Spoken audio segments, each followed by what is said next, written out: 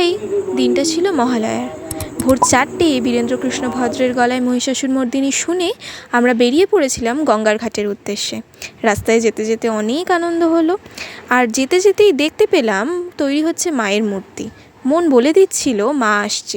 গঙ্গার ঘাটে পৌঁছে দেখি হচ্ছে তর্পণ, আর এতটাই ভিড় ছিল অগত্যা আমাদের বেশ কিছুক্ষণ দাঁড়িয়ে থাকতে হয়।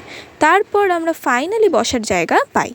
বসার জায়গা পেয়ে আমরা বসি ফোনে একটা অ্যানিমেশন ভিডিও দেখতে। জানো তো, এখানে না আমার ভয়েসও রয়েছে, আর এই ফার্স্ট টাইম আমি কোনো অ্যানিমেশনে নিজের ভয়েস দিলাম। তারপর আমরা দেখতে পাই একটা পায়রা জলপান করছে, আর তার সাথে আরেকটা পায়রাও এসছে দেখা করতে। তারপর কুকুর ভাইয়ের সাথে দেখা করে একটা কিউট বেবিকে দেখতে পাই। জানো তো, এবারের মহালয়াটা না ছিল একটু অন্যরকম।